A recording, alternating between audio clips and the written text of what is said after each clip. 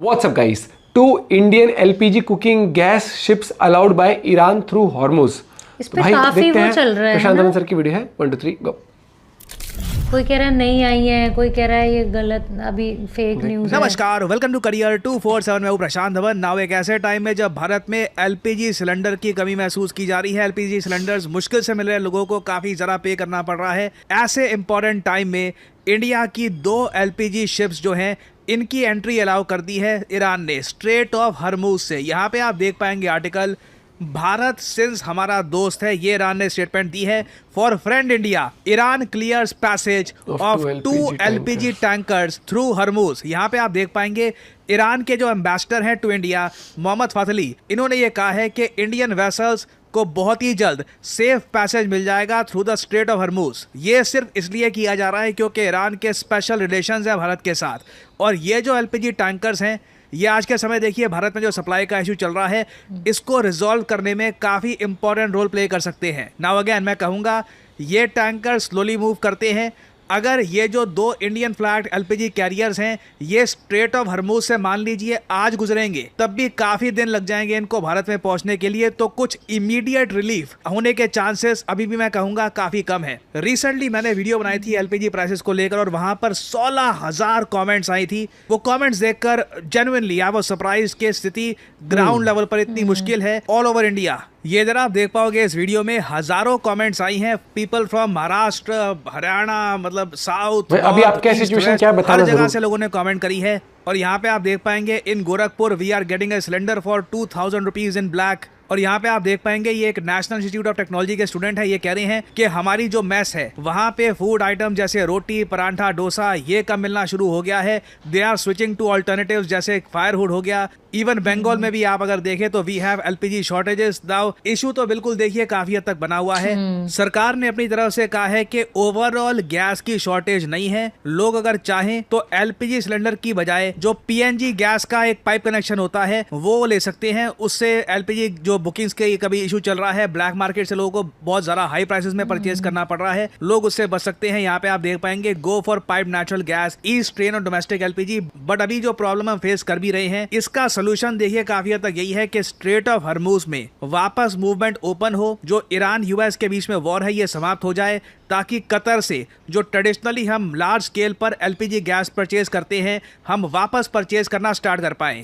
But again problem यहाँ पर यही है कि यूएस ने जो ये वॉर स्टार्ट करी है अगेंस्ट ईरान, ये इतनी पॉइंटलेस वॉर है कि सब लोग सफर कर रहे हैं सिवाय रशिया के। आज सुबह ही ईरान के विदेश मंत्री सईद अब्बास ने एक ट्वीट करी है, कमाल की ट्वीट है। ये कहते हैं कि यूनाइटेड स्टेट्स ऑफ अमेरिका ने कई महीने लगा दिए भारत को बुली करने में ताकि भारत रशिया से ऑयल ना परचेज करे। ईरान के साथ अब वॉर हुई, 2 हफ्ते क्या बीते, अब व्हाइट हाउस भीख मांग रहा है दुनिया के सामने इंक्लूडिंग इंडिया। यहाँ पे ईरान के विदेश मंत्री कह रहे हैं कि व्हाइट हाउस आज के समय भीख मांग रहा है दुनिया के सामने और स्पेशली भारत के सामने टू बाय रशियन क्रूड। अब अमेरिकन कह रहे हैं कि जल्द से जल्द रशियन क्रूड ऑयल परचेज करो, नहीं तो तेल की कीमतें बहुत ज्यादा बढ़ जाएंगी। यूरोप ने सोचा था कि अगर ये ईरान के अगेंस्ट वॉर जो है यूएसए की उसको सपोर्ट करेंगे तो यूएस सपोर्ट करेगा इन लोगों को अगेंस्ट रशिया। ये भी अब उल्टा पड़ गया है। रशिया हर दिन बताया जा रहा है $150 मिलियन एक्स्ट्रा कमा रहा है because of the Iran war. Complete and utter failure of foreign policy. क्या कह रहे थे कि इंडिया की वजह से सपोर्ट हो रहा है। ट्रम्प ने वॉर स्टार्ट होने से पहले सोचा था कि स्ट्रेट ऑफ हरमुज को बंद करने की तो बात ही नहीं आएगी, ईरान को ये इतना बॉम्ब करेंगे, इतना डैमेज कर देंगे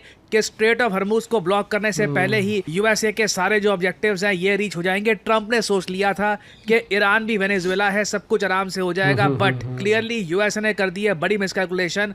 और अब भारत के लिए देखो प्रॉब्लम यही है, हम लोग 2 शिप्स करके आराम आराम से जो अपना एलपीजी है ये स्ट्रेट ऑफ हरमुज से निकाल रहे हैं ताकि हमारी सप्लाईज इफेक्ट ना हो। अच्छा, अब कई लोग यहाँ पर ये भी कहते हैं कि जिस तरीके से भारत ने क्रूड ऑयल के रिजर्व बना रखे हैं, हमारे पास तेल के रिजर्व्स हैं ताकि कल को वॉर हो जाए, कुछ हो जाए तो हमारे पास हमेशा सप्लाई रहे। हमने ये जो गैसेस हैं इनके रिजर्व्स क्यों नहीं बना रखे? कई लोग ये भी सवाल पूछ रहे हैं। एक्चुअली मुझे याद है मेरी लास्ट वीडियो में कुछ लोगों ने ये सवाल पूछा भी था। कच्चे तेल को स्टोर करना काफी आसान होता है क्योंकि ये लिक्विड रहता है रूम टेम्परेचर में और विस्फोट होने का खतरा नहीं होता अपने आप। यहाँ पे ऐसा नहीं है कि आपको बहुत कम टेम्परेचर में इसको कॉन्स्टेंटली रखना है, तो इसको स्टोर करने में खर्चा भी कम आता है और बहुत सारी अंडरग्राउंड केव्स इंडिया में एग्जिस्ट करती है, विशाखापट्टनम में, मंगलुरु में, पदूर में, तो हम लोग स्टोर करते हैं कच्चा तेल। बट एलपीजी की अगर हम बात करें, ये एलपीजी होती क्या है बेसिकली, ये है प्रोपेन और ब्यूटेन गैस। इसे आप स्टोर कर सकते हो, मगर इसको स्टोर करने के लिए आपको प्रेशराइज्ड टैंक्स चाहिए, और इन टैंक्स को बनाने में जो खर्चा आता है ये मिलियंस ऑफ डॉलर्स का आता है। मैं आपको बता दूं, अगर भारत आज प्राइवेट कंपनीज के साथ ये डिसाइड करे कि ऐसे टैंक्स हमको बनाने हैं, तो बनाने में ही आई थिंक कई साल लग जाएंगे और बिलियंस ऑफ डॉलर्स का खर्चा आएगा, क्योंकि ये जो टैंक्स है ये हाई प्रेशराइज गैस झेलते हैं, टेम्परेचर मेंटेन करते हैं, सेफ्टी एक बहुत बड़ा कंसर्न होता है, क्योंकि ऐसे टैंक जब आप बनाते हैं हमेशा डर रहता है कि कुछ अगर अनहोनी हो गई, प्रेशराइज टैंक जो है नहीं झेल पाया तो एक बड़ा ब्लास्ट भी हो सकता है, उससे कई लोग मारे भी जा सकते हैं। इसलिए दुनिया में बहुत कम देश हैं जो एलपीजी को स्टोर करते हैं बड़ी क्वांटिटी में। यूएस ऑफ कोर्स स्टोर करता है, इनके पास ऐसे टैंक्स बने हैं, लोगों ने इन्वेस्ट किया है इसमें। चाइना काफी बड़ी क्वांटिटी में इसको स्टोर करता है, बट अगेन चाइनीज गवर्नमेंट के पास एक लग्जरी है, ये लोग इंपोर्ट कम करते हैं, एक्सपोर्ट ज्यादा करते हैं, इनके पास पैसा है बेसिकली। हमारे यहाँ देखिए लिटरली मैं कम शब्दों में यही कहूंगा, हमारे पास उतना पैसा नहीं है कि यहाँ पे भी हम इन्वेस्ट करें।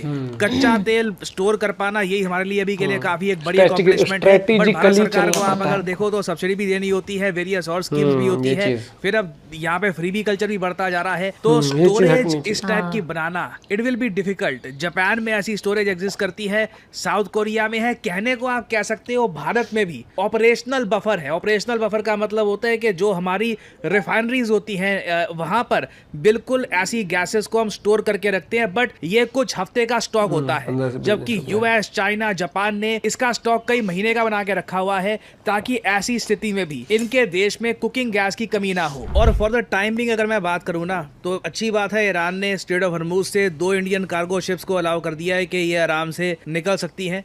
बट हम लोगों को ये भी इंश्योर करना होगा कि हमारे देश में इस वक्त होर्डिंग ना हो।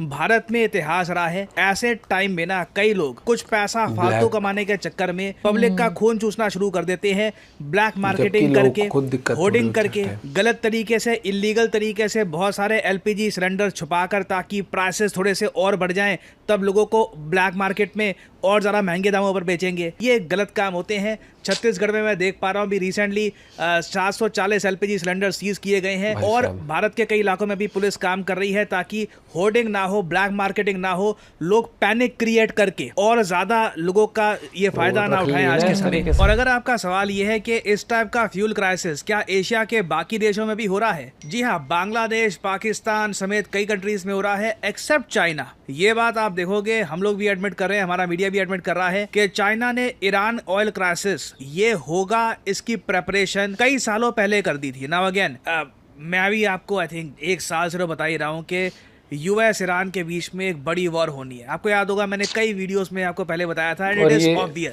जब हुआ था ना भी रुके थे, तब भी लग रहा था कि दोबारा करेंगे, गोइंग टू हैपन। चाइना ने इसकी तैयारी इससे भी पहले स्टार्ट कर दी थी, और इन लोगों ने लार्ज स्केल एलएनजी और एलपीजी की स्टोरेज, एक्चुअली एलएनजी की स्टोरेज कम है इनके पास, एलपीजी की स्टोरेज बहुत सारी है, और साथ में फ्यूल को स्टोर करना, और साथ में इलेक्ट्रिक व्हीकल्स की तरफ बहुत लार्ज स्केल पर शिफ्ट करना, ये पहले ही कर दिया था। आज के समय भारत में भी अगर हम मान के चलते हैं कि 50-60% लोग इलेक्ट्रिक व्हीकल यूज कर रहे होते, हमारी डिपेंडेंस कच्चे तेल पर कितनी कम हो चुकी है। लेकिन सबको ये कि सहूलियत यही फर्क कि हम 1 मिनट में तेल भरा लेंगे, ये लॉन्ग टर्म प्लानिंग हमारे यहाँ नहीं है। हमारे यहाँ शॉर्ट टर्म इलेक्शंस आते हैं, पैसा खर्चो, जनता जो मांग रही है अभी के लिए दे दो, बात की कल देखेंगे। अब ये जो क्राइसिस है ईरान वाला, ये कितना लंबा चलेगा we don't know, but Bangladesh में आप अगर देखें तो यहाँ पर फ्यूल क्राइसिस है। भारत बांग्लादेश को 5000 टन का डीजल सप्लाई करेगा, और भी तरीके से हम फ्यूल यहाँ पे सप्लाई कर रहे हैं बांग्लादेश को। पाकिस्तान में आप अगर देखो तो सरकार ने लोगों को ये बोलना शुरू कर दिया है घर बैठ जाओ, काम पे आने की जरूरत नहीं है। कई जिन्होंने वर्क डेज कट कर दिए हैं, स्कूल्स को शट डाउन कर दिया है। सरकार ने बोला है कि 20% पैसा ये लोग कम खर्चेंगे कैसे भी, क्योंकि इनके यहाँ IMF के लोन का भी इशू है, इन्फ्लेशन भी इन लोगों को मेंटेन करनी है। इन्फ्लेशन अगर फिर से पहुंच गई 10-15% तो सब कुछ कोलैप्स कर जाएगा। तो ये क्राइसिस रियल है। ये क्राइसिस सिर्फ भारत फेस नहीं कर रहा, एशिया के बाकी देश भी फेस कर रहे हैं, एक्सेप्ट मुझको बोलना पड़ेगा यहाँ पर चाइना की जो बहुत लॉन्ग टर्म आगे भाई, प्लानिंग है, दिमाग इट से इज बहुत- helping them a lot. Bharat में लगातार डेटा एनालिस्ट की जो डिमांड है ये बढ़ती जा रही है और नासा चाइना जो है ना वो हमेशा से ही बहुत फ्यूचरिस्टिक सोच लेके चला है। आप देख लो, कितना भी बोल लो हर ऐसा है, चीज लेकिन में वो बहुत भाई हम रील्स बनाई, टेक्नोलॉजी में भी नहीं, वो एक हर रियलिटी चीज ये है में कि हम बहुत आगे। कितने भी रील बना के कहते हैं कि चाइना से हम ऐसे कम्पीट कर रहे हैं, नहीं, इंफ्रास्ट्रक्चर वाइज उनकी मेंटेलिटी कि किस तरीके से उनको फ्यूचर वाइज प्रिपेयर करना खुद को टेक्नोलॉजिकली Strong हर है तरीके वो से। हर चीज में। हमारे बाद आजाद हुआ था ना शायद से वो, ठीक है, लेकिन उन्होंने विजन वो लिया कि तरक्की का और भयंकर तरक्की का। एक वीडियो में देखा था ना कि वो चुपचाप जब ये सब उसमें उलझे तो चुपचाप हाँ, अब अपना मैं यहाँ पर काम धर्म वाली करता बात नहीं रहा। कर रहा, पहली बात तो धर्म को हम इन टॉपिक से अलग रखते हैं, लेकिन उन्होंने वहाँ देखो ना वो नार्सिसिस्ट कंट्री है, वो इस चीज में बिलीव नहीं रखते और कितनी उनका सिर्फ advanced उसके और ऊपर है कि भाई जितना सहूलियत दे सके अपने लोगों को। हमारे यहाँ पर क्या हो गया है कि बिल्कुल हम इस तरीके के हो गए कि भाई दो बात कोई हमारे मतलब देश की तरक्की में हो ना हो, लेकिन धर्म की बात कर दो बस हम खुश हैं। उसी के पीछे पीछे चल भाई रहे थे। आपको हर एक चीज नेशन फर्स्ट लेके चलनी पड़ेगी। हाँ, हर चीज में तो बड़ी जल्दी बोलते थे देश सबसे ऊपर है, तो इलेक्शन में भी ये चीज होनी चाहिए ना कि आप फ्रीबीज वाला कल्चर, ये ड्रामे बिल्कुल हटाओ। हाँ, नो डाउट जो केपेबल नहीं है actual उनके में लिए नहीं चीजें है, करो। हाँ। बाकी एक लॉन्ग टर्म मैप होना चाहिए देश को बाकी देशों से कंपेयर अगर आप करते हो।